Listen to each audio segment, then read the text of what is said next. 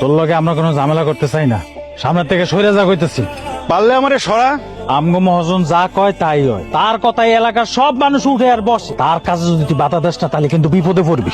যে বনে বাঘ নাই সে বনে বিড়ালও নিজের বাঘ মনে করে। ভদ্রভাবে কইলাম, কথাটা শুনোস নাই, এবার অভদ্রভাবে মার খা। মার। দেখ রাজা, আমরা কিন্তু তোর লগে কোনো গ্যাঞ্জাম করতে চাই না, কাজটা কিন্তু তুই খারাপ করতেছস।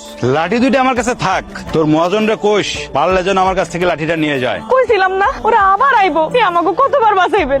ওরা মানুষ না, ওরা পশুর চেয়েও খারাপ। ওগো মুখে খাওন কেউ কায়দা নিতে পারবো না। আপনার আব্বা কই? ওই শয়তান গুলা আমার আব্বারে ধাক্কা মেরে অজ্ঞান করে ফালা রেখে আয় পড়ছে। চলেন বাসায় চলেন।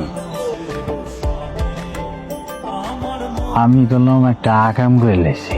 কি ভিডিও করছি, দেখবেন? দেখা। আপনি ভিডিওটা দেখেন, সকালে মোবাইলটা নিব না। হ্যাঁ আচ্ছা।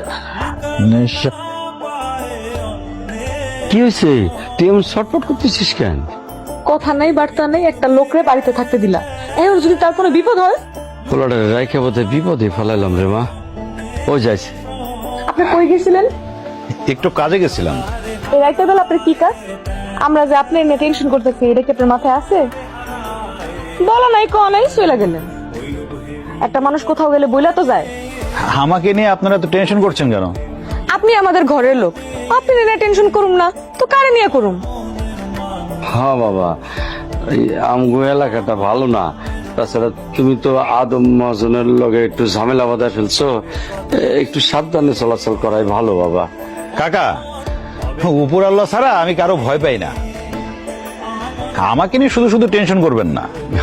তা ঠিক আছে। ওরে বাবা, আইসে হিরোগিরি দেখাইতে। শুনেন, এটা আপনার এলাকা না, এটা আমাগো গ্রাম, এটার হিসাব আলাদা। আপনি কি ভাবছেন মহাজনের সাথে ছোটখাটো একটা ঝামেলা মিলাইতে পারছেন দেখে আপনি জিতে গেছেন? জি না, ওনার সাথে জিতে এত সোজা না। দেখেন কোন বড় বিপদ আইতাছে আপনার উপরে। মানুষ মানুষকে ঝামেলায় ফেলবে, এটাই স্বাভাবিক, কিন্তু তাকে কে উদ্ধার করবে জানেন? কে? আল্লাহ। কথায় আছে না, রাখে আল্লাহ মারে কে। আল্লাহ যতদিন চাইবে ততদিন কেউ বিপদে ফেলতে পারবে না।